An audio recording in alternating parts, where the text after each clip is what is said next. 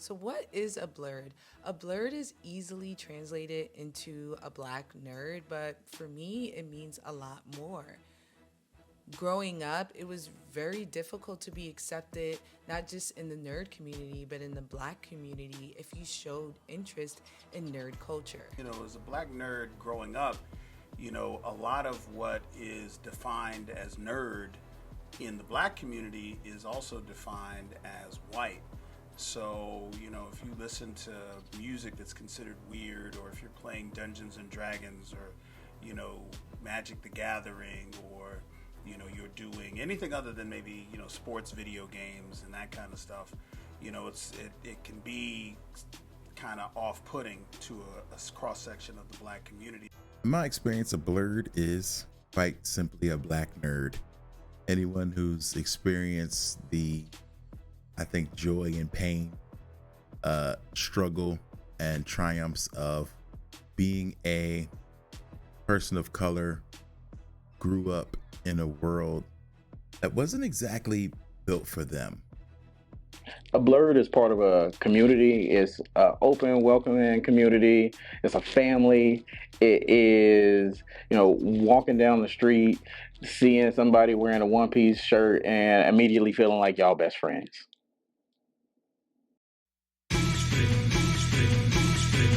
Yeah, Macaran. What up, Leland? Yo. We get it cracking off, I'm kicking like I'm dragging off. In 92 with Marvel superheroes, grabbed a pack of cards, broker in the deal before I even got the package off. But being black and all, we see more trauma than the Maximoffs. I was trying to get it, but couldn't do time in prison. I saw your SoundCloud link, but got no time to listen. Wish I could find the wisdom, I'm skipping like WandaVision. I'm using the yellow infinity stone to mind my business. Make chess moves, y'all dudes fake as Westview. By the end of the season, your mind's twisted like pretzels. Scroll status, and I won't stop till I reach dominance. Rapping comic heads left with broken necks and spinal shifts. Green, keep the change. Stephen Strange, know what time it is. They hollering, growing so fast like Wanda's kids. Strewed in tightness like the back of the cartridge. Ran up to no good, just like Agatha Harkness. What? Pulling every evil street.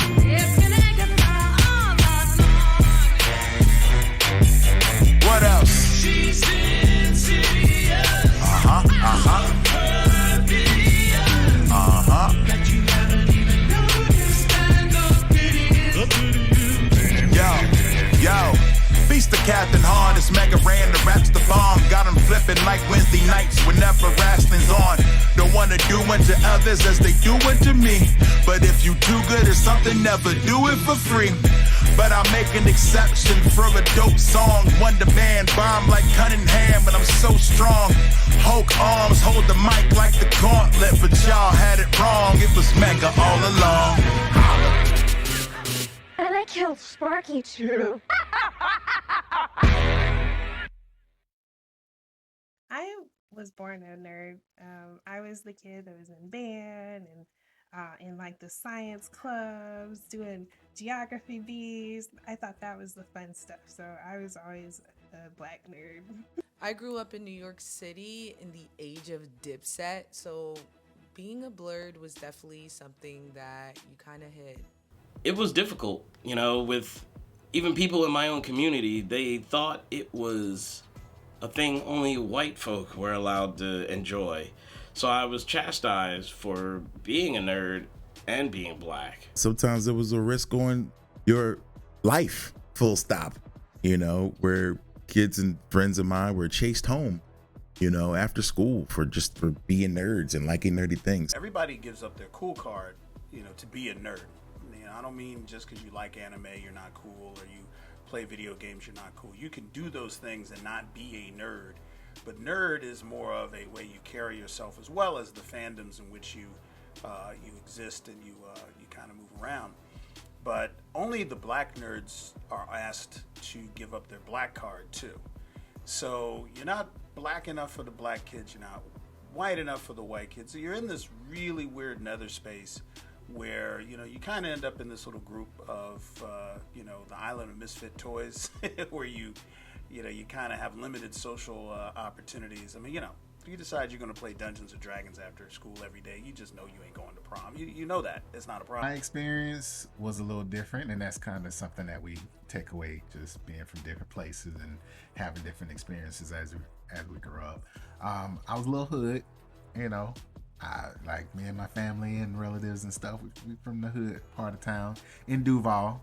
So that's another compound on top of that. So the hood of Duval, that's kind of, but all throughout my life, I've been, you know, smart, nerdy. I used to read the encyclopedia when I was little and stuff like that. And don't look at me like. For the most part, my experience was pretty dope, man. I grew up around a lot of people who embraced who they were and was comfortable in their skin. So I never really had to hide my love for things that I was into. My experience is very diverse. I hung with everybody. Like I hung with the jocks, the nerds, the thugs, everybody. My dad, he's always encouraged me to love what I loved. He's a big reason and why I love the things I love, from the Star Warses to the kung fu movies to the superhero stuff. You know, that's all shout out to my pop. But we didn't have to do any work. You know, we just introduced ourselves and we just kind of went right into the groove. So things were kind of easy in that way. You didn't really think about it much. It was so natural to be a geek, you know, to like doing and talking about, you know, weird stuff, watching Doctor Who. Like, who watches the BBC in the 3rd grade at 11 o'clock at night, catching episodes of Doctor Who? You know, why do I want to know about Time Lords, you know, and not be outside playing football, basketball, or baseball, or any of the stuff the other kids are doing? You know, especially during an era, you know, where parents were really trying to get kids the hell out of the house, you know, because you didn't have the internet and all this stuff that locked you in. Get out of the house. Like, no, I'm missing my shows, you know. So, you know, for me, you know, being a black nerd, you know, allowed me to be fully formed at an earlier age, and then having to make more deliberate steps to connect with the black community around me in all the places that I lived, because I moved around a lot, as I got older, you know, all the way up into attending a historically black college. And, you know, once someone is able to reconcile their whole self, especially after, you know, being so well identified for so long in this very niche group, even within the larger community, let alone the black community, I mean, man, you really, really come full circle, and you have a sense of self that I don't know that anybody can match. I feel like it's just that time where it's not looked bad on anymore. Like, actually, the nerds nowadays are the cool kids, so You're welcome. Embrace it. Like, whether I'm walking into a board meeting, whether I'm walking into a staff meeting, whether I'm walking into the grocery store, like, I am my true, authentic self. I think the way that I share my nerd identity is just creating space to meet other people who like the things I like, to celebrate with them, like, as community. That's what makes me happiest. Well, now we make up for lost time by wearing that on our sleeves and proudly flying the biggest, brightest flag we possibly can for all of nerd kind to see. What's up, everyone? My name's Fantastic Frankie, and I am a Blerd.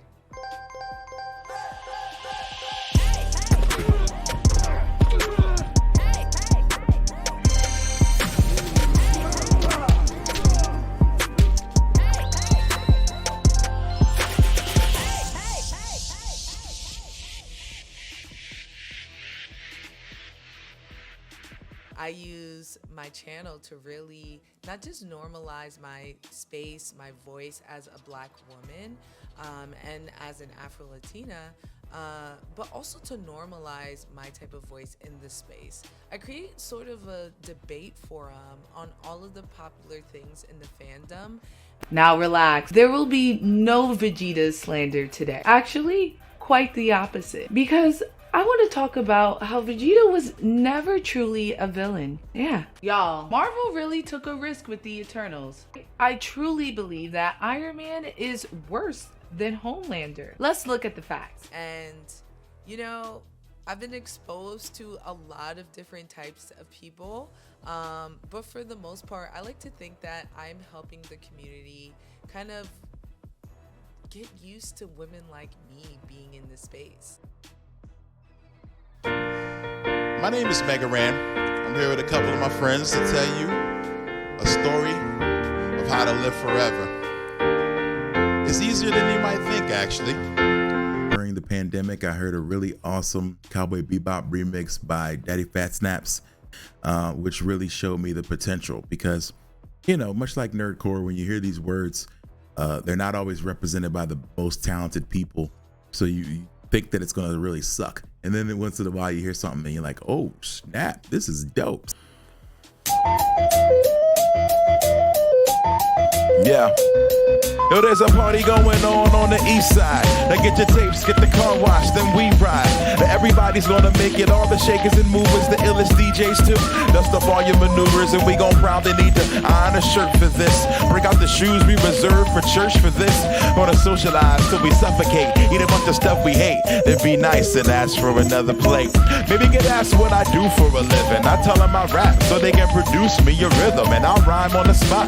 My favorite activity, yay, festivities, captivity. Tell a bunch of jokes that we pretend to enjoy. Then we're stuck in conversations that we tend to avoid. Sounds great, so I sign, I grab my coat, the new book that I'm reading and prepare to go. About to turn off the lights and hit the TV, but as I walk by, yo, what do I see? A Netflix ad, The Punisher's out, new season. This is pleasing. I don't think I'm leaving. Peace. I make video game music sometimes. I make anime music sometimes. I make music about how to make music sometimes. It's very like meta nerdy. I write songs about Star Wars.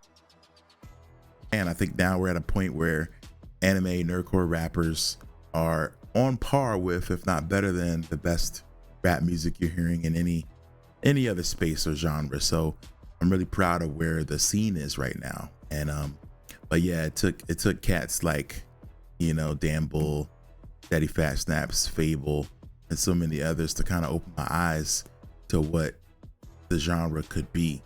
And now I think it's in a really, really dope spot.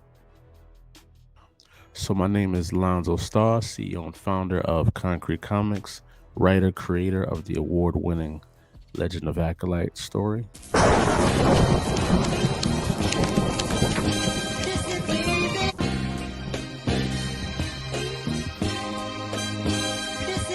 My name is Brandon Calloway. I am the creator of Dark Moon Comics. It is a comic book and manga publishing company. I hope that you're ready. Manga the graphic novels. This is a new era.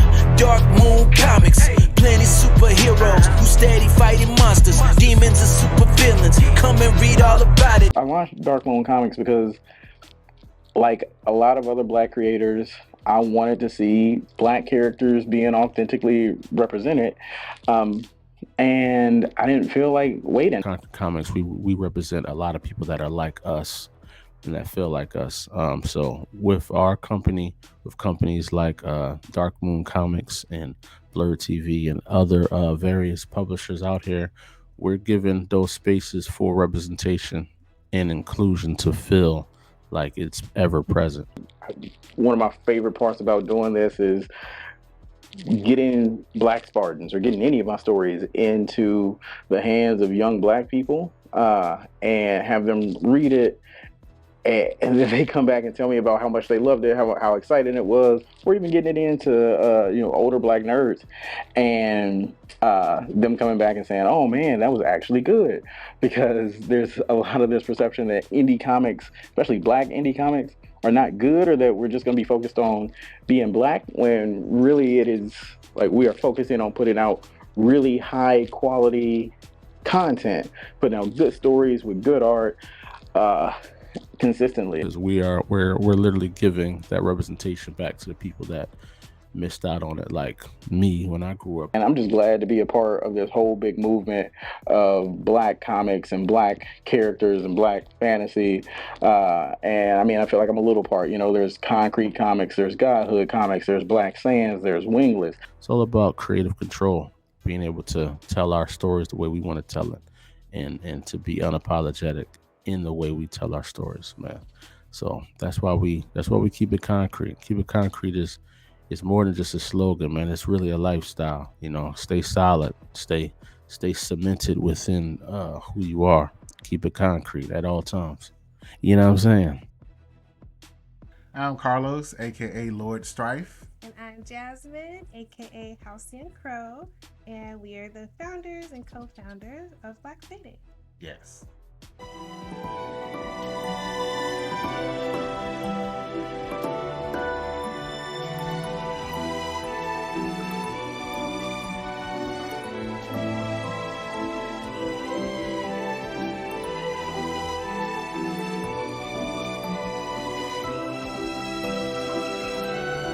Black Faded started as a hashtag movement, and it has fumbled into a platform, right? I wouldn't say fumbled. It was it was nurtured and coddled and cared for and grown into a platform. Yeah. So it is also a holiday. So it's a holiday that's celebrated on the second Saturday of May every year. And so all you have to do to participate is be Black and be magical and post on your social media with the hashtag Black Faded, so that everybody can see you, so that the algorithms can be flooded with positive images of Black people in fantasy. Because prior to Black Faded, it was very hard for me to find images of us looking magical and ethereal and things like that. If I Google Black Fairy, there'd be like 2 like pick art things that I could find, and it was just kind of boring because I know how magical we are and how beautiful our culture is, and how we do have fairy tales. We do have our own folklore and oral histories that were passed down to us. So I think it's very strange that it's so erased, it's so hidden from the world. And with creating Black Faded, I just felt motivated to just imagine a world where that wasn't an issue. So what made me create Black Faded was just the hope that I could see more Black people in fantasy and see more representation in the media. I want to see Black queens. I want to see the Black Prince Charming, you know, that sweeps the princess off her feet and slays the dragon. I mean, that's the stuff that I used to dream of.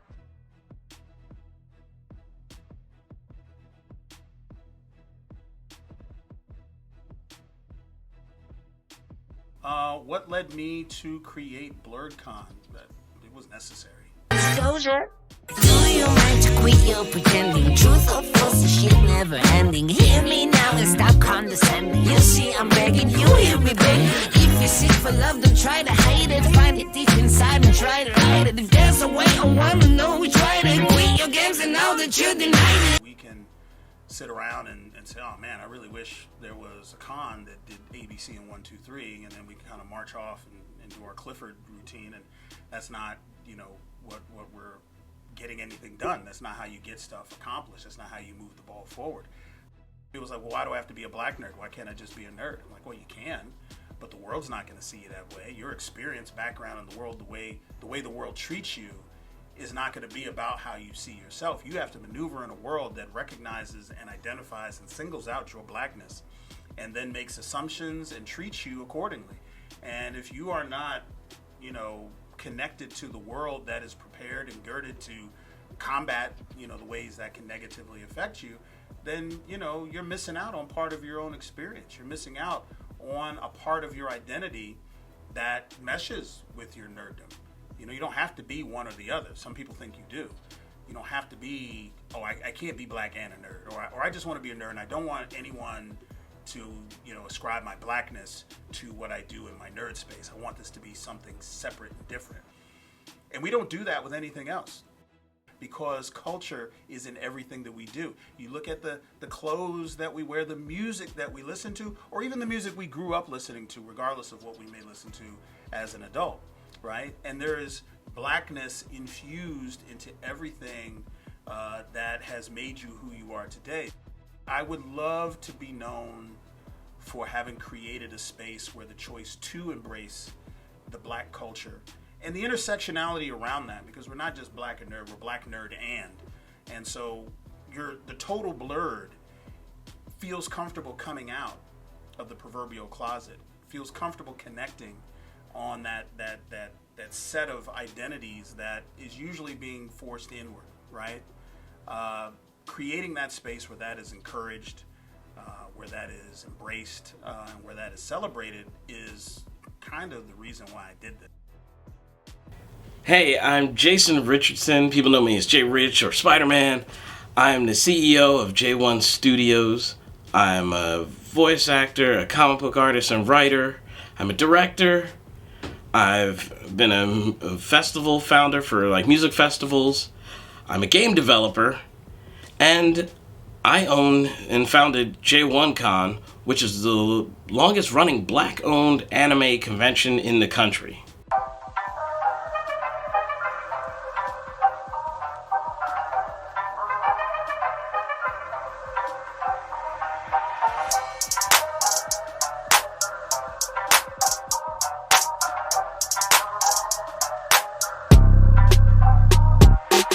I started making events locally because I wanted to give people, like, especially like kids in the neighborhood, something to do instead of just like running the streets and getting in trouble. We had video games, we had cosplay, we had live music. It was all the aspects of the various industries that I've worked in. And I just put them all together. And it just blew up from there. One of the things I started, even before I started J1Con, is I created the cosplay prom. And it was like straight up like a prom. You could come in your standard, your cosplay. You can come in, whatever you want. Some people dressed up. Some people made cosplay, like prom versions of their cosplay. And we would, have like a live band or, some type of live performance. We'd have a DJ. People wouldn't believe that it's a real thing. I don't know. I just, when you tell people, hey, I got a convention now, they're like, okay. And so I, made a deal and I got my commercial. I made commercials and I made like a live action cosplay commercial and we put it on Cartoon Network.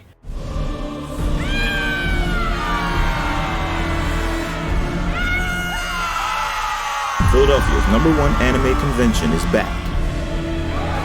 J1Con. Gaming, anime,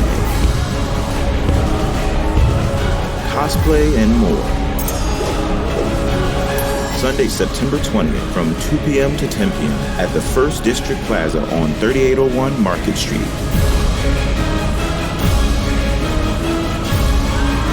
Go to j1con.com. It's been awesome seeing all that growth and, going from like 200 people to thousands of people coming to a convention is a cool growth.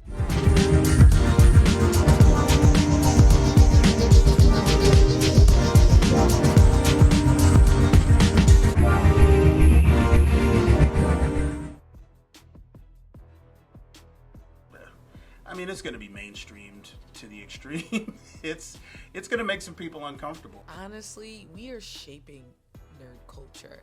I think that nerd culture is becoming popular culture because of Black Twitter. I said the song, it's like, what do we do when we get a shot? We treat it like oil in a pan and we make it pop.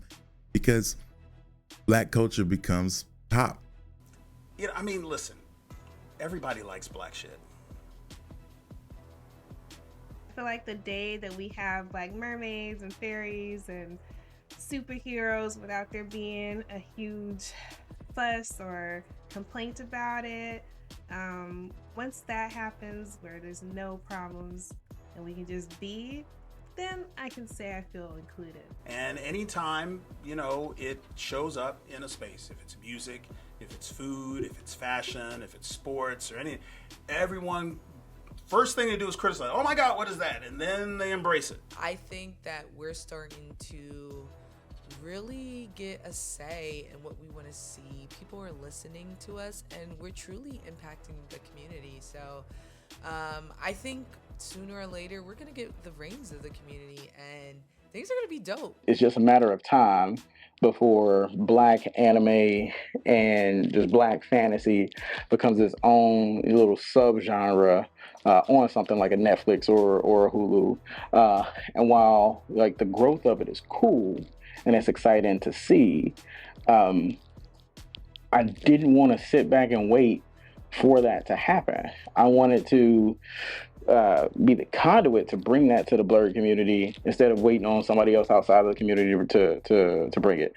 So we launched Blerd TV, and we will be that hub that hosts that genre of Black anime, Black fantasy, Black news, all of that. I really do believe that Blerd TV is a huge part of the future of Blerd culture.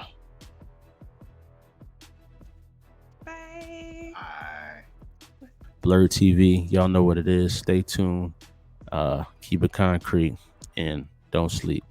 You dig? I'm out of here, man. Have a fantastic week, my friends, and thank you for having me. Yeah, it's a wrap.